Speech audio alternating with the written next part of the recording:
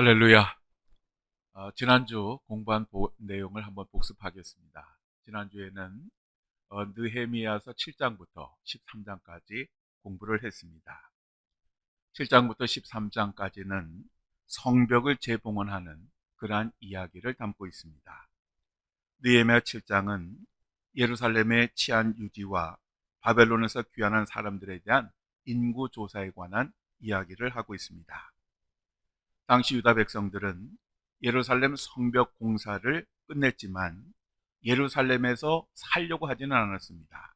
왜냐하면 예루살렘에는 먹고 살 만한 일이 많지 않았기 때문입니다.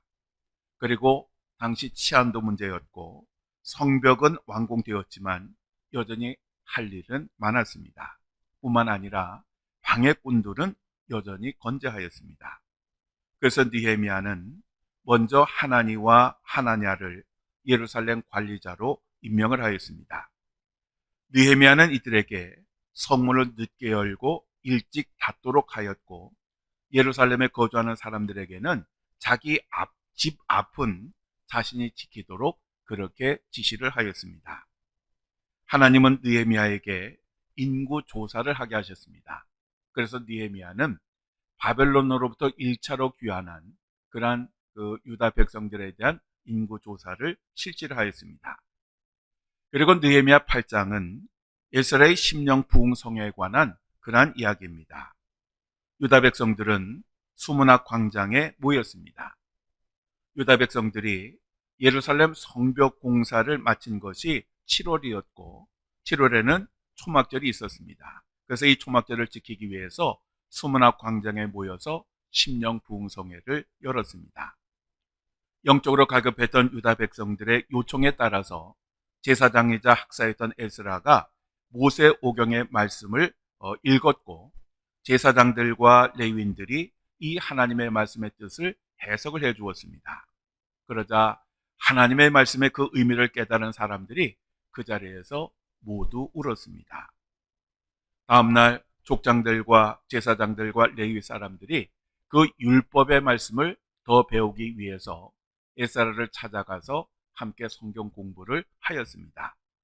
그 말씀을 배우다가 하나님께서 모세를 통하여 초막절을 지키라고 명령하신 말씀을 듣게 됩니다.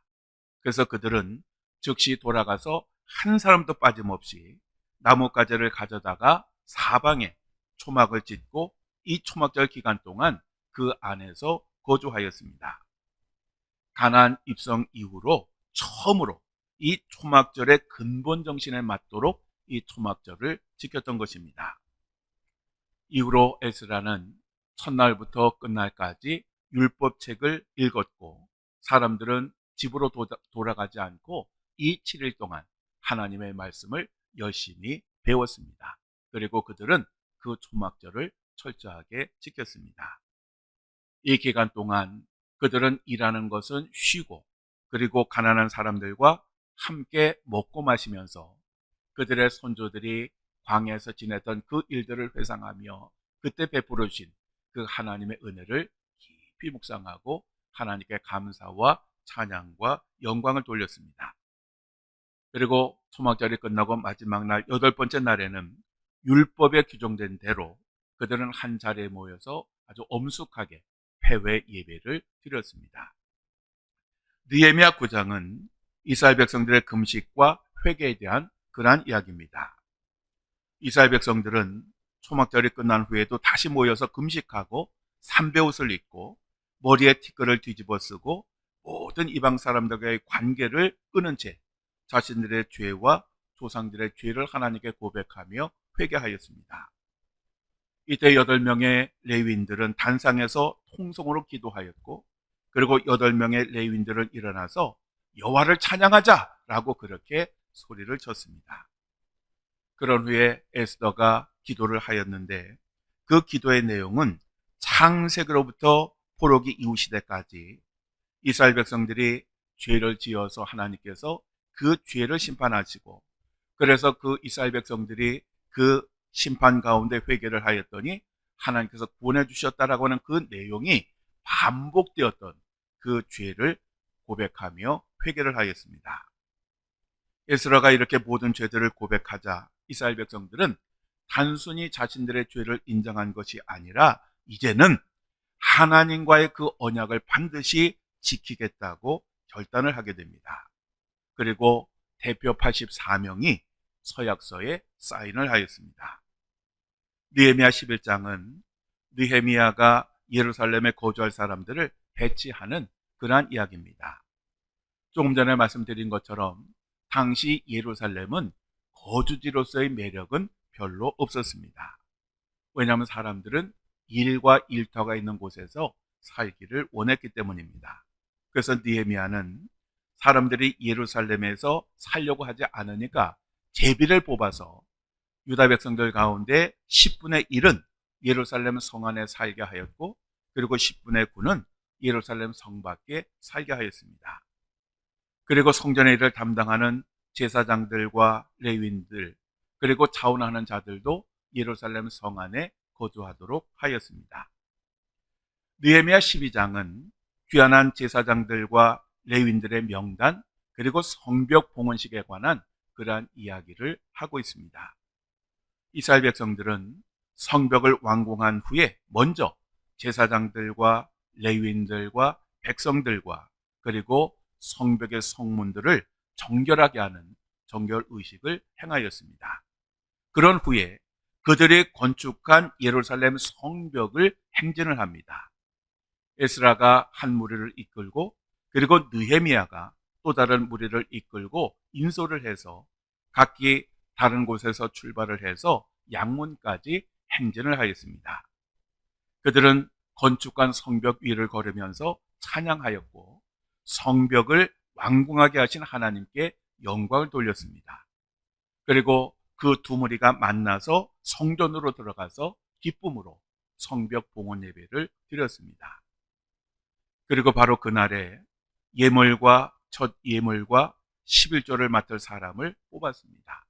이것은 성전에서 섬기는 사람들의 생활 대책을 위한 그런 계획이었습니다.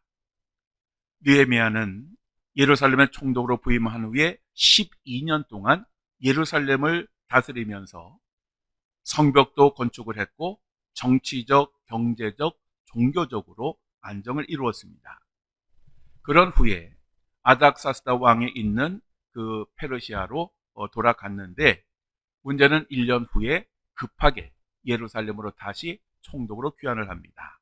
왜냐하면 느헤미야가 이 페르시아 제국으로 돌아간 후에 이스라엘 백성들의 삶이 개역 이전으로 완전히 돌아갔기 때문입니다. 그래서 느헤미야는 다시 아주 강력한 개혁을 단행을 합니다. 먼저 하나님의 지시대로 모압 사람들과 암몬 사람들을 총회해서 추방하였습니다. 그리고 성전과 성벽 건축을 방해했던 그 도비야, 그가 성전의 한 방을 차지하고 있었는데 바로 그 성전에서 이 도비야를 쫓아냅니다. 그리고 대제사장 엘리야십의 손자이자 이방 사람, 그리고 성전과 성벽 건축을 방해했던 산발랏의 사위가 된 제사장도 즉시 해고하였습니다. 그리고 성전 예배를 회복하기 위해서 사방으로 흩어졌던 레위인들을 다시 불러 모으고 생계 대책을 마련을 합니다.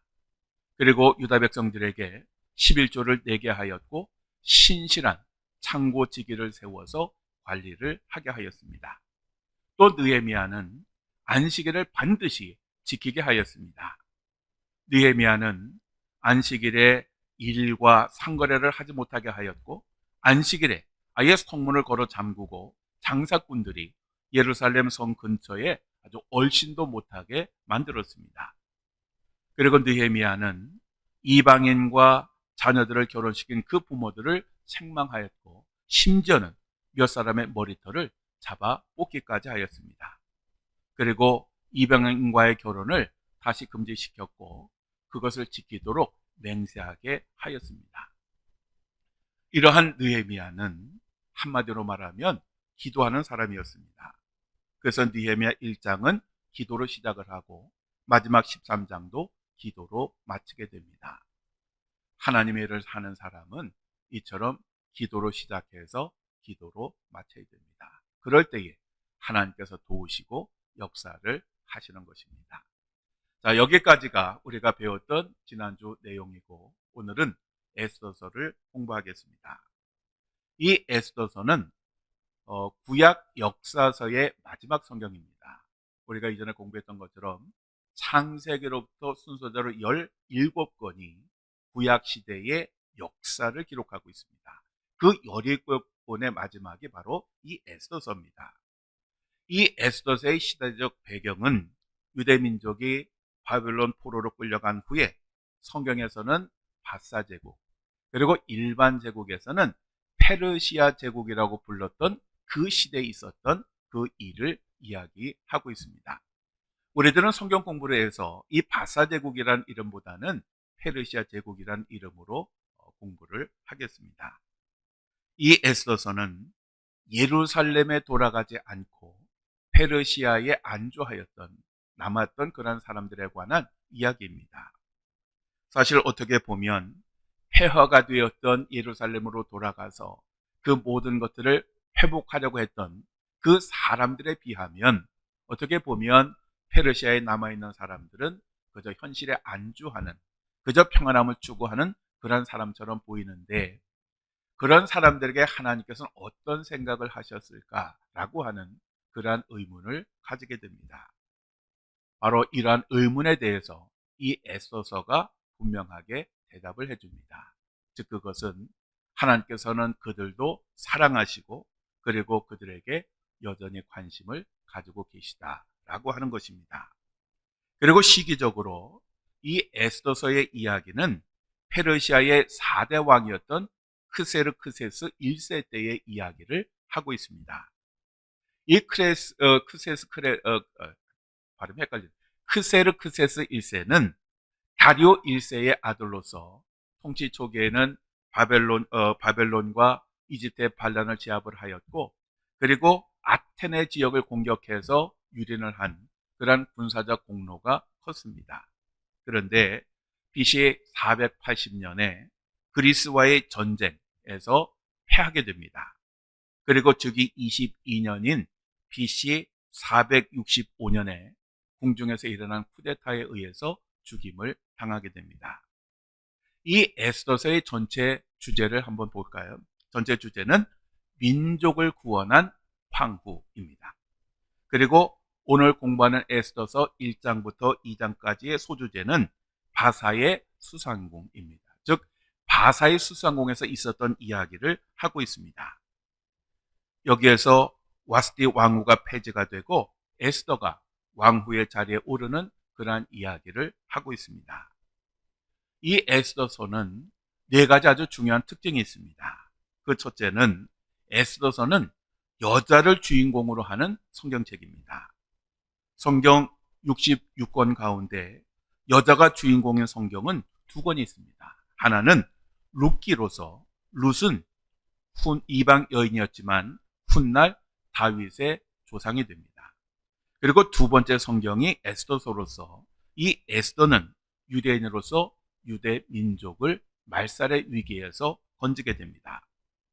둘째로 에스더서는 하나님이라고 하는 이름이 한 번도 나오지 않는 유일한 성경책입니다. 그래서 어떤 사람들은 하나님의 이름이 한 번도 나오지 않은 이 에스더서가 성경에 들어가 있는 것에 대해서 아주 못마땅하게 생각하는 그러한 사람들도 있습니다. 세 번째로 이 에스더서는 유대인의 위기를 전화위복의 기회로 삼으시는 하나님의 신비한 섭리에 대한 그러한 책입니다. 유대인의 위기를 하나님의 기회로 바꾸신 그러한 이야기입니다. 네 번째로 이 에스더서는 불임절이라고 하는 절개 기원을 설명하는 그러한 책입니다. 모세 오경에 기록되지 않은 유일한 절기가 바로 이 불임절입니다. 그리고 이 불임이라고 하는 말은 제비 뽑기라고 하는 그러한 의미입니다. 하만이 제비 뽑기로 유대인들을 말살할 그 날을 결정을 했는데 바로 그때 제비 뽑기를 했다고 해서 불임절이라고 이름을 붙였습니다.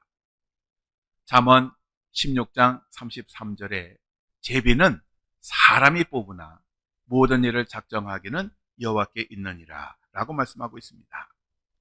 성경에 보면 하나님의 뜻을 확인하는데 크게 두 가지 방법이 있습니다. 하나는 그 제사장들의 그 앞에 그 우림과 두밈이라고 하는 것을 넣어서 그것을 뽑음으로써 하나님의 뜻을 확인하는 방법이 있었고, 또 제비뽑기를 통해서 하나님의 뜻이 무엇인가를 확인하는 그러한 방법이 있었습니다. 그리고 이 부림절은 다른 절기에 비해서 아주 특별한 게 뭐냐 하면 아주 세속적인 그러한 성격이 있습니다. 그래서 이 부림절이 되면 그렇게 거룩하고 경건했던 유대인들도 아주 일탈을 즐깁니다. 그런데 이 부림절의 목적이 무엇이냐? 에스더서 9장 22절에 이 날에 유다인들이 대적에게서 벗어나서 평안함을 얻어 슬픔이 변하여 기쁨이 되고 애통이 변하여 길한 날이 되었으니 이 두 날을 지켜 잔치를 베풀고 즐기며 서로 예물을 주며 가난한 자를 구제하라 라고 말씀하고 있습니다.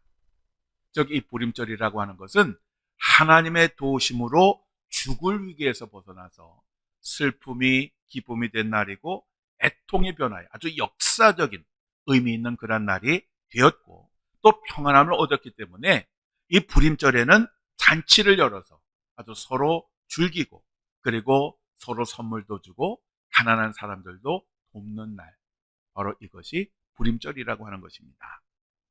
요즘도 부림절이 되면 유대인들은 이 에스더가 했던 것처럼 전날은 금식을 합니다. 그리고 부림절 당일에는 회당에 모여서 이 에스더서를 낭독을 하기도 하고 또 듣기도 합니다. 그래서 부림절의 의미를 되새기기도 합니다.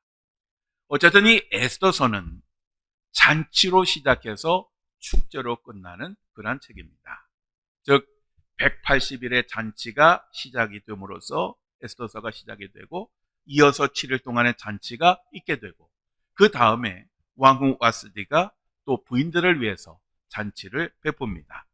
그래서 에스더서는 10장에 굉장히 짧은 그런 내용이지만 이 잔치라고 하는 단어가 무려 20번이나 나옵니다. 그래서 이 에스더서는 하여간 잔치라고 하는, 그리고 축제라고 하는 그런 특징을 가지고 있습니다.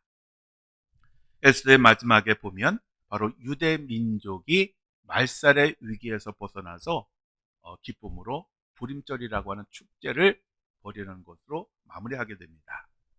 자, 그러면 나누어 드린 에스더서의 요점을 우리 함께 읽겠습니다. 에스더는 예상하지 못한 구원자였습니다. 이 아름다운 유대 여인은 성경 속 어떤 남자보다도 타의 추종을 불허하는 뛰어난 용기와 담담을 보였으며, 하나님께서 부르신 사명을 자신의 모든 것을 다해 수행하였습니다. 에스더는 나오미처럼 자신의 영향력과 모든 자원을 사용하여 이스라엘을 구한 여인입니다. 교훈: 하나님은 개인의 재능, 지위, 세속적 능력뿐만 아니라 그들의 영향을 미치는 다른 사람들의 능력까지도 사용하십니다. 당시 수사에서 유대인들은 멸망 직전의 상황이었고, 음모와 계략이 난무하는 상황에서 에스더와 모르드게는 재치를 발휘하여 대처했습니다. 에스더와 모르드게는 왕의 허영심과 특이한 명예심을 이용하여 이스라엘 민족을 구하기 위한 총체적인 계획을 실행하였습니다. 성경에서 자주 등장하는 주제처럼 먼저 왕이 유대인을 탄압하고 나중에는 그들을 구하는 역할을 하게 됨을 보여줍니다. 이에 바로 고레스 왕 등, 바로 이것이 에스더를 관통하는 그러한 그 주제인 것입니다. 이 에스더서는 BC 486년부터 BC 465년 사이에 아수에로 왕이 통치하던 바산궁, 그 수산궁이라고 하죠. 바로 여기에서 있었던 이야기를 하고 있습니다. 그런데 이 에스더서를 한번 쭉 읽어보면 마치 아주 드라마틱한 영화나 드라마를 보는 것처럼 아주 감동적인 그런 이야기를 다루고 있습니다. 여기에 등장하는 등장인물을 보시면 그렇게 쭉 중요한 인물들이 나오고, 그리고 마지막 하나님께서 연출하셨다라고 하는 그런 것을 볼 수가 있습니다. 자, 그럼 등장인물을 하나씩 살펴보겠습니다. 첫 번째 인물은 아하수에로 왕입니다. 이 아하수에로라고 하는 말은 한 사람의 이름이 아니라 당시 바사제국, 즉 페르시아의 왕을 가리키는 그러한 명칭을 말하는 것입니다. 에스더에 나오는 왕의 실제 이름은 크세르크세스 1세를 가리키는 것입니다. 그런데 이 아하수에로를 크세르크세스 1세의 아버지인 다리오 1세로 보는 그러한 경향도 있습니다. 왜냐하면 다리오 1세가 바로 이 수상궁을 건축한 그러한 왕이었고, 자기가 건축한 수상궁에서 많은 시간을 보냈으며, 반면에 크세르크세스 1세는 수상궁보다는 페르세폴리스라고 하는 곳에서 많은 시간을 보냈다라고 하는 역사적 기록이 있기 때문입니다.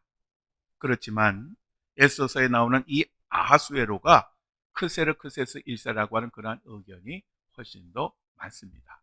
물론 정확히 누구인가는 우리 하나님만이 잘 아실 것입니다. 이란에 가면 하마단이라고 하는 곳이 있습니다. 이 하마단이라는 곳에 가면 에스더와 모르드게의 묘지가 있습니다. 여러분이 보시는 것이 바로 그 무덤의 모습인데, 여러분 참 재밌는 건 뭐냐 하면 다음 사진을 보면 그 설명하는 글이 이란 페르시아어가 아니라 히브리어로 되어 있습니다. 그러니까 보통 이슬람 같은 경우에는 기독교의 흔적을 지우는데 열심인데, 이 에스더와 모르드게의 그 묘지에만은 저렇게 히브리어를 그대로 기록을 해 놓은 것을 볼 수가 있습니다. 자, 그리고 두 번째 인물은 와스디입니다. 이 와스디는 굉장히 아름다웠고, 그리고 자기 주장에 강했던 그러한 여자였습니다.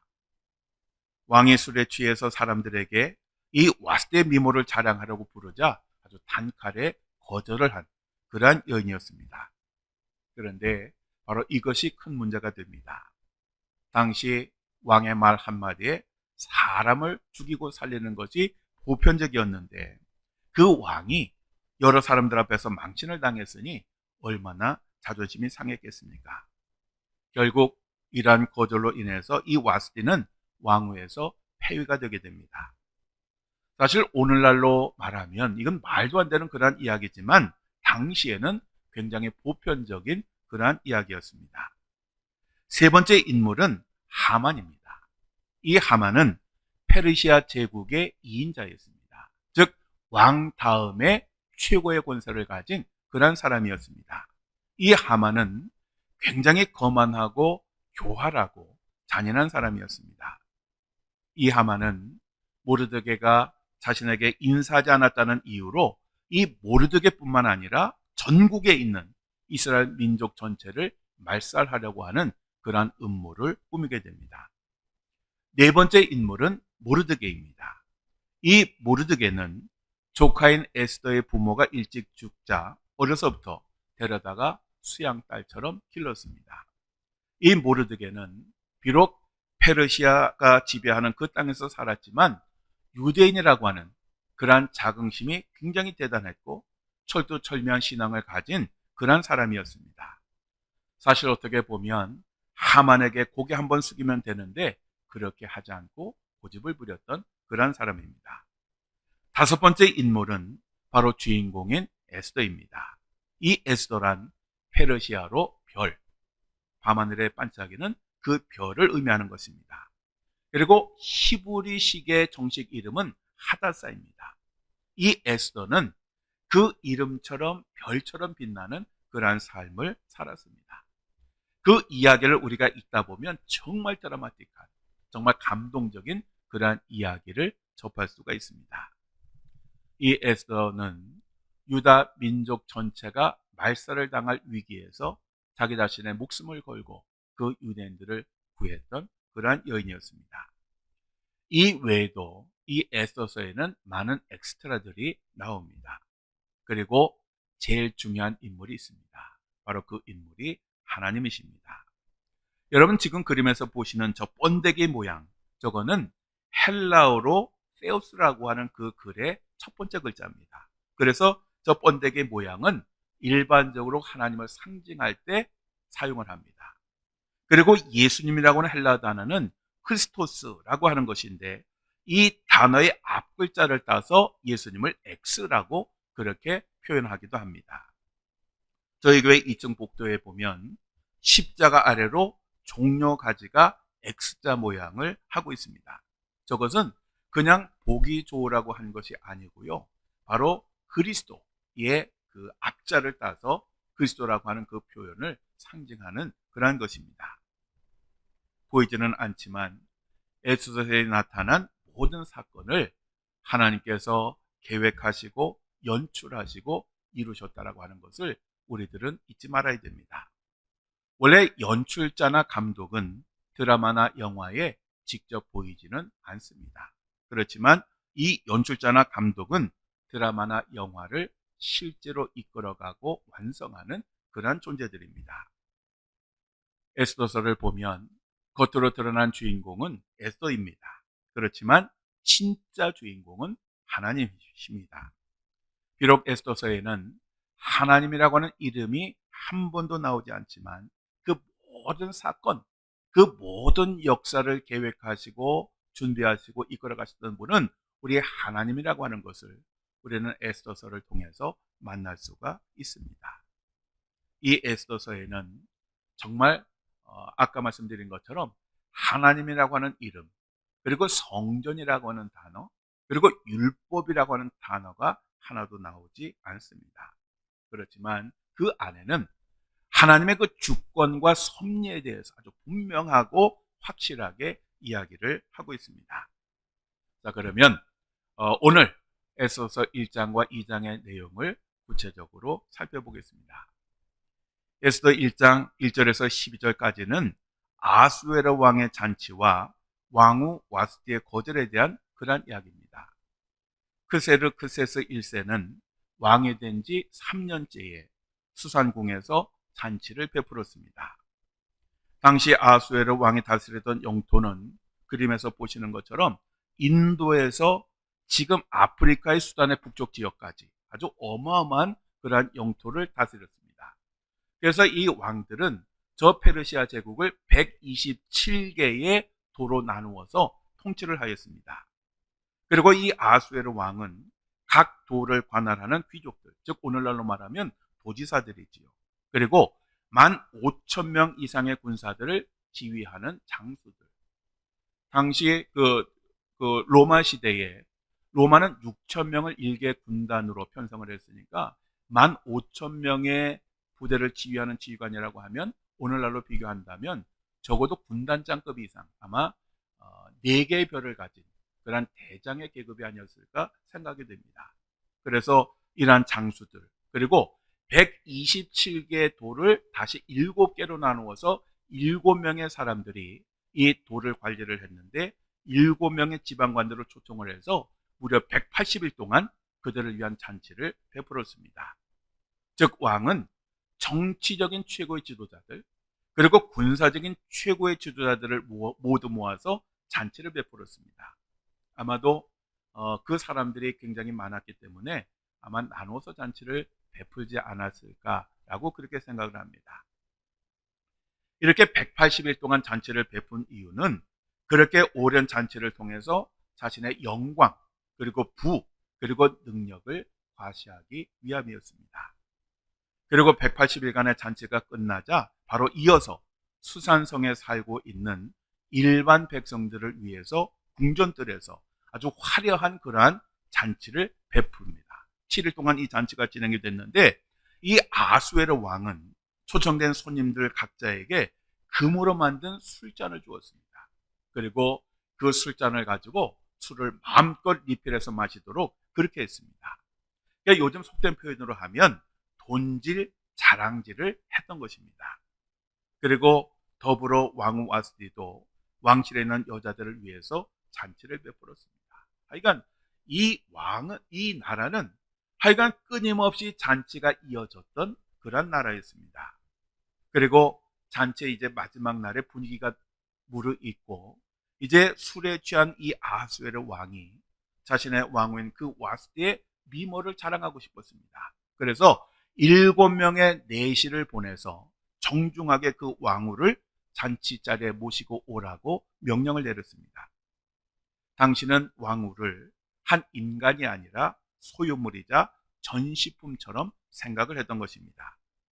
그런데 와스디는 이러한 왕의 명령을 단호하게 거절을 합니다. 아마도 그 왕후 와스디는 굉장히 그 자존심이 상했던 것 같습니다. 그러자 이 아하수에로 왕의 그 진노가 불릴 듯하였습니다. 아마도 이 왕은 굉장히 큰 모욕감을 느꼈을 것입니다. 그리고 모든 신하들 앞에서 망신을 당했다라고 생각을 했을 것입니다. 자신을 자랑하려고 큰 잔치를 베풀었고 그렇게 오랫동안 잔치를 진행하였는데 이제 자기 자신은 정말 여자 하나 마음대로 하지 못하는 무능한 왕으로 찍히게 생겼습니다. 그래서 분노가 치밀어 올랐습니다. 그런데 이 아하수에로 왕은 자기의 감정대로 일을 처리하지 않습니다. 그는 당시의 관례대로 자기 나라에서 아주 높은 지위를 가진 7명의 법률 담당관을 불러서 자신의 명령을 따르지 않는 이 왕후 와스디를 어떻게 해야 되겠는지 자문을 구합니다. 그러자 그림에서 보시는 것처럼 이 무무관이라고 하는 사람이 이것은 개인의 문제가 아니라 국가적인 문제이므로 그 왕후를 반드시 폐위를 시켜야 한다라고 그렇게 건의를 하였습니다.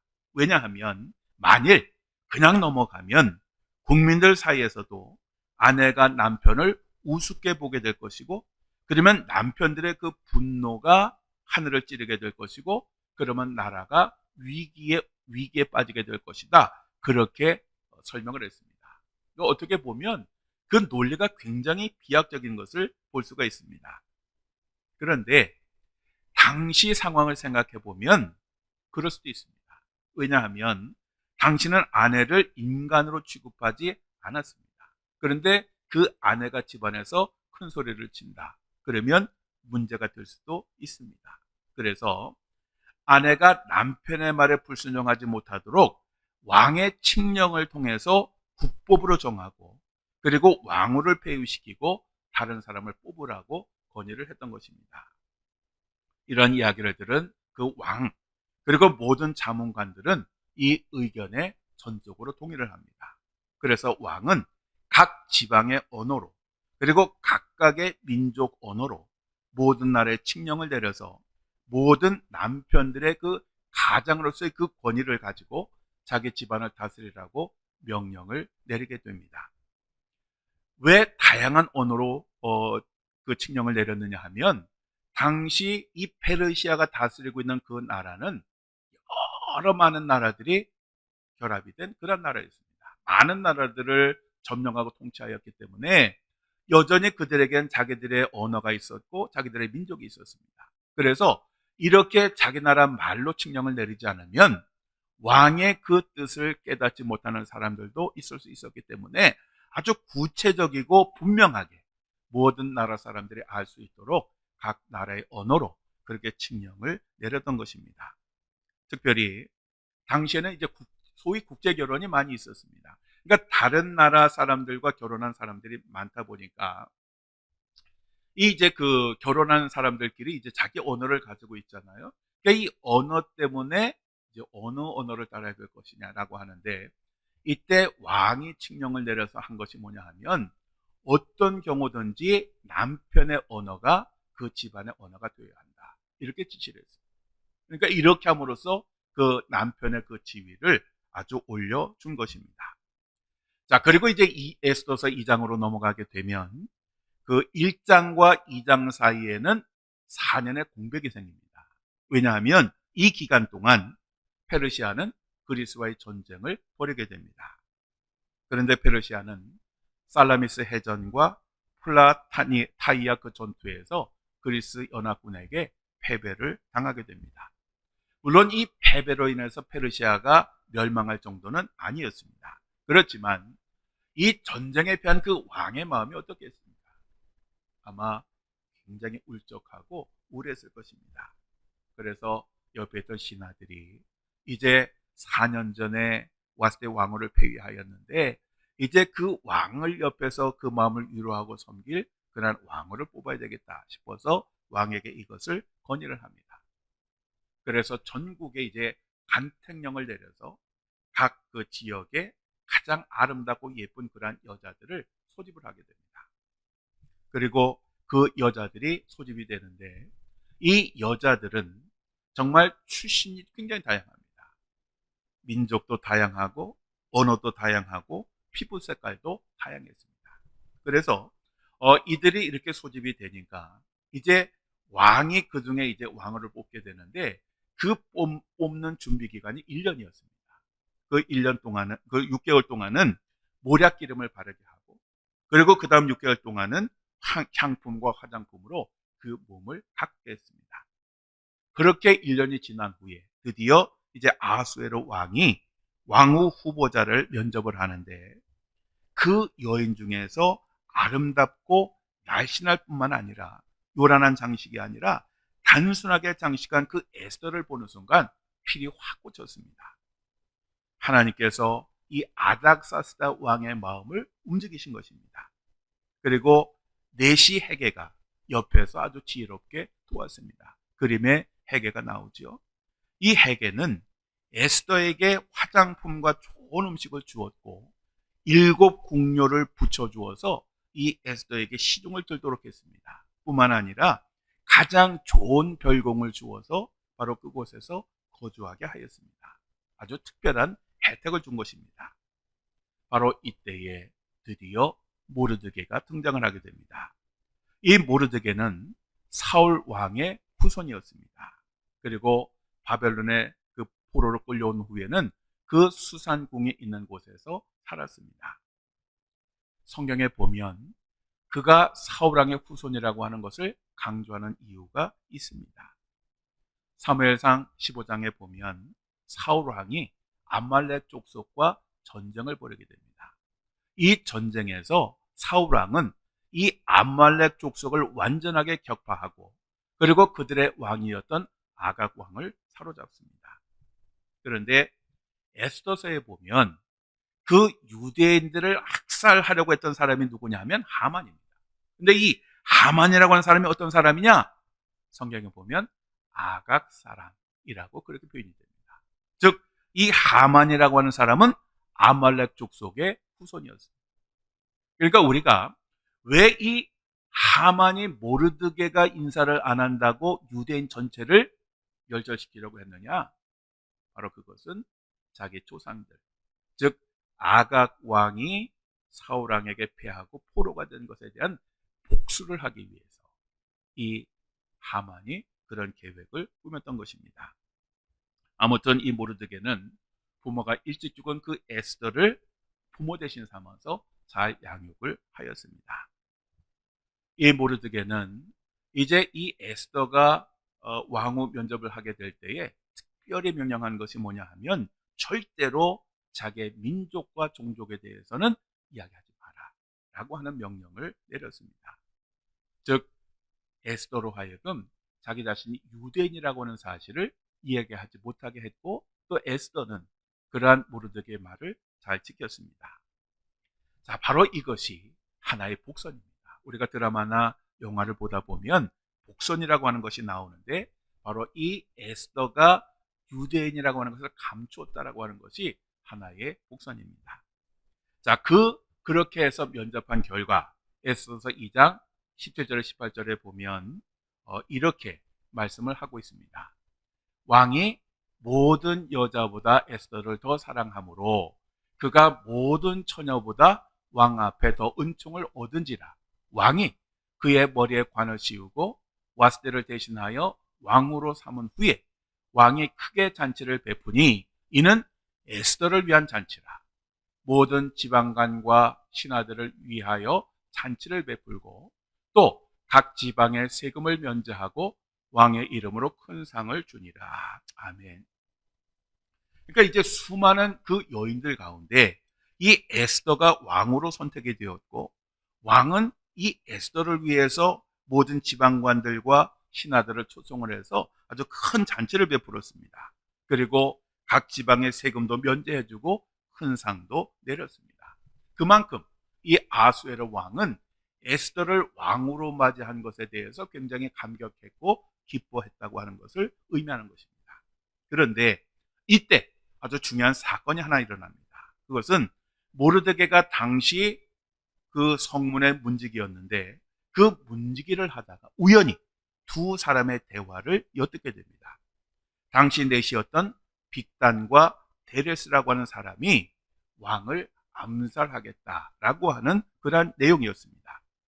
이러한 대화 내용을 이 모르드게가 에스더에게 즉시 알려주었고, 에스더는 아하수에로 왕에게 모르드게의 이름으로 이 내용을 보고를 하였습니다. 그러자 왕은 즉시 이 내용을 조사하게 하였고, 그 조사 결과 그 내용이 사실이라고 하는 것을 확인을 하게 됩니다. 그래서 왕은 암살을 음모한 내시들을 목을 달아 죽게 하였습니다. 모르드게가 이 아하수에로 왕의 생명을 구한 것입니다. 그런데 우리가 성경을 읽다 보면 이해하기 어려운 게 뭐냐 하면, 이러한 상황에서 왕은 자신의 생명을 구해준 모르드게를 불러서 큰 상을 줄 법도 한데 왕은 아무 조치도 하지 않았다는 것입니다. 다만 그 음모가 있었고 그 음모에 의해서 확인된 그 두 사람을 죽였다라고 하는 그러한 이야기, 또 그 정보를 모르드게가 제공했다고 하는 이야기를 궁중일기에 적었다라고 하는 그러한 내용만 있습니다. 즉 여운을 남기고 있습니다. 바로 이것도 훗날 있을 사건에 대한 복선의 하나입니다. 결국 이 사건으로 인해서 모르드게가 그 신분이 상승하게 되고, 그리고 하만의 그 흉계를 뒤집어서 오히려 그 하만의 그 흉계를 통해서 오히려 그와 그의 가족들을 아주 몰살시키는 그러한 이야기가 이제 곧 펼쳐지게 되는 것입니다. 자, 로마서 8장 28절에 우리가 알거니와 하나님을 사랑하는 자, 곧 그의 뜻대로 부르심을 입은 자들에게는 모든 것이 합력하여 선을 이루느니라 라고 말씀하고 있습니다. 바로 이 말씀대로 이루어진 그 사건이 바로 에스더서에 기록이 되어 있는 것입니다. 자, 바로 그러한 내용은 우리가 다음 주 확인을 해보도록 하겠습니다.